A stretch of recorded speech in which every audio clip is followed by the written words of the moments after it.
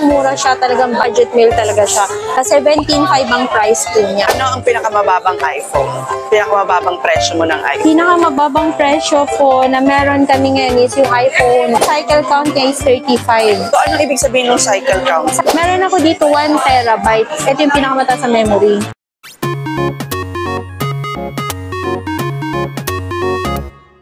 Hi there mga ka-best finds! Mga ka-best finds, ngayon nandito na naman tayo sa Green Hills. Parang naging paborito na natin Green Hills, no? Dahil naman talaga sikat na sikat to sa mga murang cellphones, murang mga gadgets. So ngayon mga ka-best finds, alamin natin kung sa mga panahong ito ba, tumaas na ba yung mga presyo ng mga gadgets dito sa Green Hills. Nandito naman tayo sa Lai Gadgets. Stall nila ay XB1, dito to sa second floor V-Mall, Green Hills.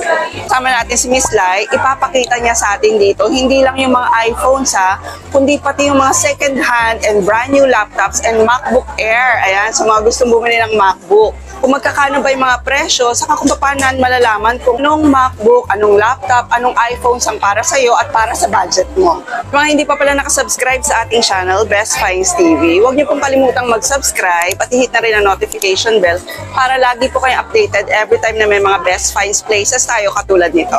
Case like kunyari, gusto kong bumili ng second hand na laptop. Ano ba yung mga available nyo rito? Meron kaming Windows tsaka mga Apple product ng laptop. Pag sinabi nating Windows, yun yung mga Lenovo, Asus, tama ba? Pag yung MacBook, of course, yan yung mga Apple products. Ano bang mas maganda, MacBook o Windows? Actually, kung ako kasi papipiliin, mas gusto ko kasi yung Apple. Pero kasi kung halimbawa, for online class lang naman, okay na din yung ganito kasi mga mura lang siya compare sa mga Apple. Pag Apple product kasi medyo pricey talaga siya. Medyo pricey talaga. Pero naman, ang MacBook kasi known as powerful talaga Pero kunyari gusto kong bumili ng mga Windows, ano yung mga maire-recommend mo? Ano ba ang available dito at magkakano sila? Kung halimbawa pang online class siya, maganda na rin tong Lenovo na to na 5.8 Gen. Kasi ito, sobrang mura siya, talagang budget meal talaga siya. 17.5 ang price po niya. 17.5 lang to. Tapos 8 generation na siya. Tapos 8 gig na yung RAM. Tapos naka-SSD na din siya. Pag sinabi mo bang SSD, ano bang ibig sabihin? Mabilis siya compare sa HDD. Pero etong mga ito, hindi ito yung mga na-open na... Hindi po. Mga second hand din po. Kaya kami nagkakaroon ng ganito mga second hand, yung mga customer na gusto mag-upgrade ng laptop or halimbawa gusto nilang mag-Apple product, yun. Nagkakaroon kami ng ganitong second hand. So ayan mga ka-best finds. So eto, 17.5 nila dito binibenta. Tapos 8 generation i5 na. These are second hand mga ka-best finds Tapos yung specs niya, yung pinakita natin kanina, ayan. Yan yung kanyang specs for only 17,500. Pag bumili ka nito ng brand new, mahal no? Actually, ang brand new nito is nasa 40 plus pa. So 40 plus thousand pa yung mga brand new nito. Pero dito sa Green Hills, 17,500 nyo lang siya mabibili. Meron din kami ng Asus na i5 10th Gen. Bali, ang price is, nito is 24,000. 24,000 naman dito. 10th generation na siya. Dual storage. Meron siyang 128 na SSD, meron din siyang 1 terabyte na HDD. Okay. So, dual storage pa siya, Tapos, 8 gig na yung RAM. So, ito yung mga mabibilis na rin talaga na model, no? Yes po. So, ayan mga ka-best finds. So, makinis na makinis din yung Asus nila. For only 24,000, 10th generation na Asus na yung mabibili nyo dito sa Green Hills. Ito naman, Lenovo din siya na i7 8 Gen. Tapos, 8 gig RAM, 256 SSD. Ang price nito is 24,500 po. 24,500. So, ano kaiba niya ron sa unang Lenovo na pinakita natin? Para silang 8 Gen, pero ito i5, ito i7. Kasi pinaka-latest, pero sobrang bihira lang din nun sa second hand, yung i9. i9 na yung pinaka-latest, pero etong second hand nila, meron na silang i7. Yes. 24,000 yung 8th generation nila na Lenovo. 8 gig RAM na rin to, tapos 256 GB yung kanyang storage. Meron din sila rito mga Mac, either brand new or second hand, meron sila. Ito po, MacBook Pro M2, ito yung latest, 2022 model. No? Ano to, binenta lang din sa inyo? Binenta sa akin. Ang swerte mo naman. Yes, sige. So, magkano naman dyan sa Ito, 8 gig RAM din siya, tapos 256 gig yung storage niya. Binibenta ko siya for only 59,000. Sobrang bago pa nito. Actually, na-purchase ko ng regular customer ko sa Power Mac, nabili niya ng almost 80,000. 80,000 yung nabili. Yes, po. Kaya yung cycle count niya is 35. So, anong ibig sabihin ng cycle count? Cycle count kung ilang beses siyang chinard. 35 times pa lang siya chinarge, tapos binenta niya na. Opo. Wow. Tapos ngayon, binibenta to ni Miss Lai dito ng 59,000. 59,000. M2 na siya. Ito yung pinaka-latest. Oo. So, sa mga brand new na MacBook, meron din sila. Meron din po kami. Itong MacBook Pro M2 na 256 gig, ang brand new namin is 70,000. So, mas mura kaysa sa mga Power Mac, Miss Yes Lai. po, mas mura. Mura sila ng 10,000 pesos kaysa bibili kayo sa Power Mac. So, Miss Lai, nagdi-deliver din ba kayo? Yes po. Kapag halimbawa around Metro Manila o kaya labas ng Metro Manila, same day delivery. Same day delivery. Nag-order kayo sa kanila through Facebook. Yes po. Or Instagram. Instagram, Yes pwede rin po. sila mag-order. So, meron din kayong own rider na nagsa-same Yes day po. delivery. Ano yun? COD. COD po. At COD, ipapadeliver nila sa bahay through their own rider. Doon na kayo magbabayad. Yes. Halimbawa naman po, like medyo malalayo na Visayas or Mindanao, COP via LBC po. Okay, COP. So, cash on pick-up yun mga ka-best finds. Yes Hindi po. nyo kailangan mag-release ng cash. Pipick upin nyo sa LBC. Doon na kayo magbabayad. Yes. Kaya legit na legit.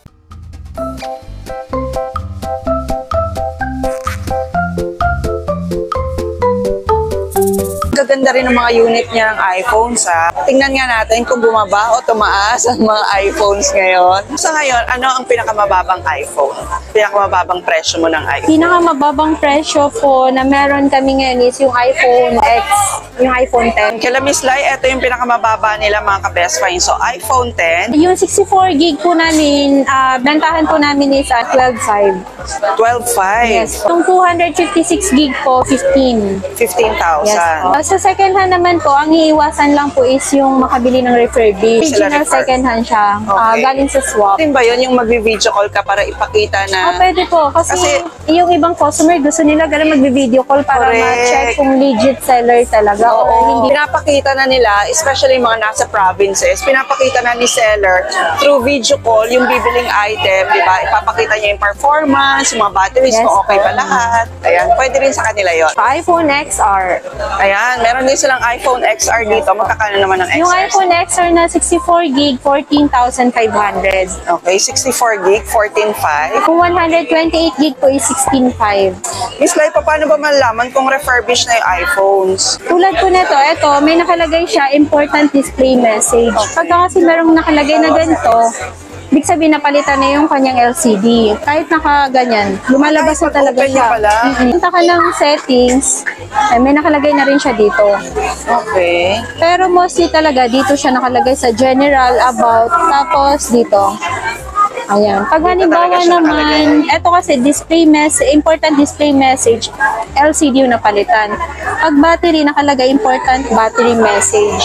Oo. Okay. So, pag battery, important battery message. Yes po. Ganon din sa camera pag napalitan yung camera. Lagay naman, important camera Yes message. po. Okay. So, sa lahat ba ng iPhone, applicable yon or iPhone 11 na model pataas. 11 pataas? So, hindi na bypass yun ha? Hindi na dadaya? Hindi po siya nadadaya. Hindi siya natatanggal talaga. Okay. So, alam mo talaga, pag bumili ka ng iPhone 11 pataas, na pag may mga ganong message, ibig sabihin na buksan at napalitan na yung mga piyesa ng iPhone mo.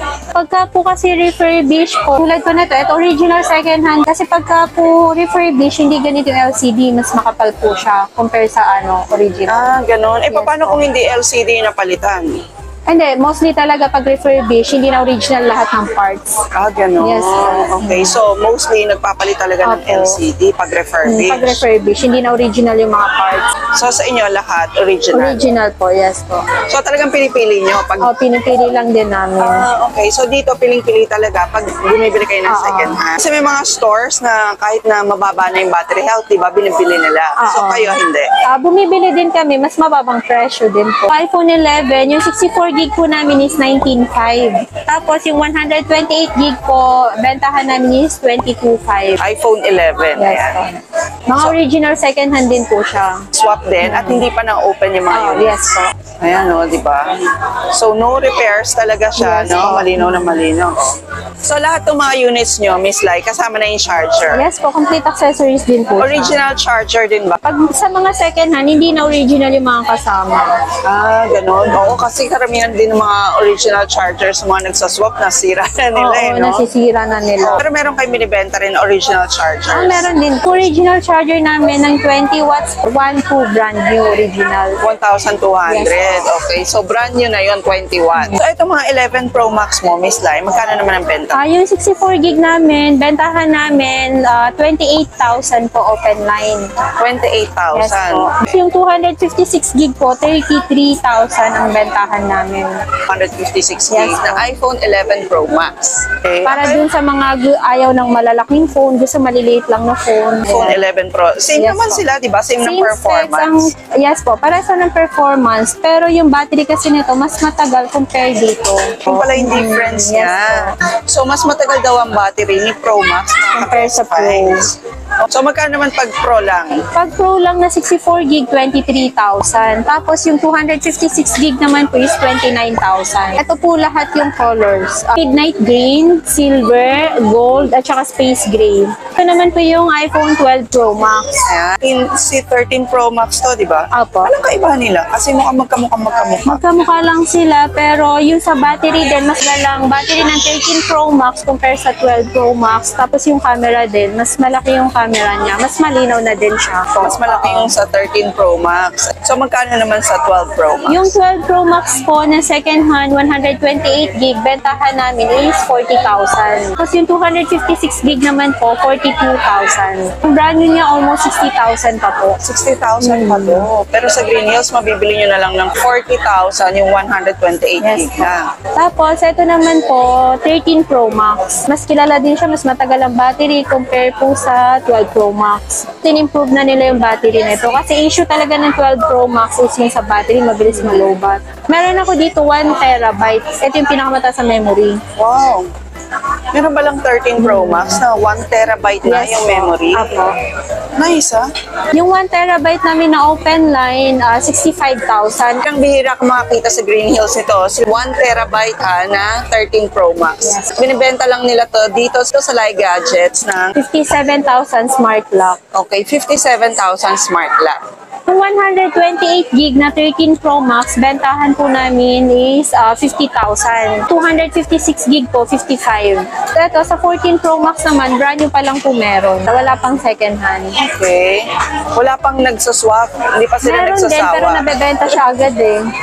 Ganon. Mabilis siya mabenta. Mabilis siya mabenta kasi usong-uso 14 Pro Max. Ano naman ang kaiba niya sa 13 Pro Max? Yung camera din po, meron siyang dynamic island. Diba may tumatawag, lumalabas siya dito. Pag halimbawa nagpa-play ka ng music, meron din dito.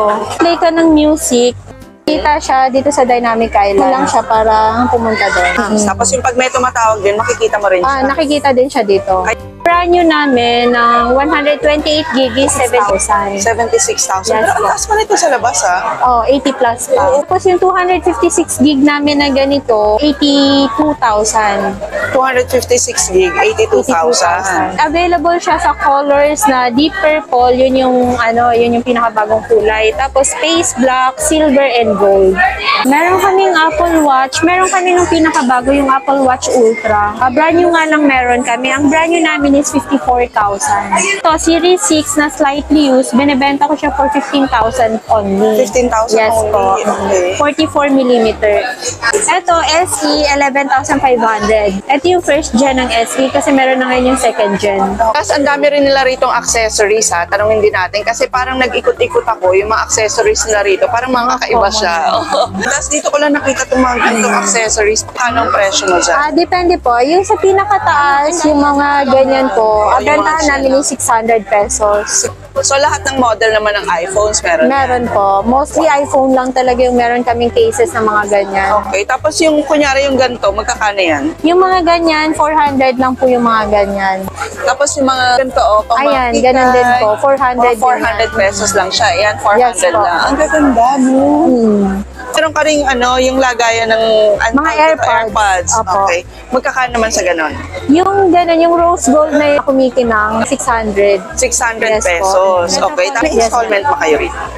Credit card. Sa amin, straight payment. Sila na balang tumawag sa bangko nila kung gusto nila ipa-defer ng 6 months, 12 months, or 24 months. Pwede. Pwede po. So, anong oras kayo nag-open dito? Anong oras kayo nag-close? Ngayong November and December po, pag weekdays po, 11 a.m. hanggang 9 p.m. Pag weekends po, 10 a.m. hanggang 10 p.m. Pag mga regular months lang po, Regular months. 10 a.m. hanggang 8 p.m. So, extended na sila pag November and December. Yes. Dali-daling hanapin yung stall nila. Pag akyat nyo lang siya ng escalator, actually, nasa gilid lang siya. Pero nag-iikutan kayo dito ng stall, di ba? Monthly. Pero dun sa IG namin, pinupost ko kung saan kami nalilipat na stall number. Ayan. So, follow nyo lang yung Like Gadgets sa IG. Makita nyo pag lumilipat sila ng stall. Kasi mga ka-best finds, ang hirap humanap ng mga legit sellers talaga. Yung mga ipapakita talaga sa'yo kung ano yung totoo dun sa mga iPhones, mga gadgets na bibilin mo. Kaya, i-follow nyo ang Like Gadgets sa Instagram nila. Tapos, nagpo-post din sila sa Facebook kung sakaling lilipat sila ng stall. Pero as of now, nandito sila sa XB1. So, ayan, Miss Lai, kung gusto nilang pumunta sa stall mo at invite mo sila rito. Yes po. Follow nyo na lang po yung IG namin and yung Facebook namin. Tapos pwede rin po kayo mag-walk-in dito po sa physical store namin. Dito sa Green Hills stall number XB1. Look for line na lang po kasi dalawang side po yung XB1. Baka sa kabila mapunta. Nakalagay naman dito sa kanila, Like Gadgets. Yes Ayan. po. Ayan mga ka-best finds, thank you very much for watching. I hope na nagkaroon uli kayo ng ideas kung magkano naman yung mga laptops, mga MacBook dito sa Green Hills at yung mga iPhones ay yung mga updated prices ngayon. So punta lang kayo dito sa Like Gadgets. Pwede nyo silang i-shot kung meron pa kayong ibang tanong or screenshot nyo yung mga pinakita natin kung gusto nyo mag-order sa kanila. Sa mga hindi pa pala nakasubscribe sa ating channel, please don't forget to like this video, mag-subscribe na rin po kayo and hit the notification bell para lagi po kayo updated every time na may mga new uploads tayo. And we'll see you again next week, Best Finds. God bless!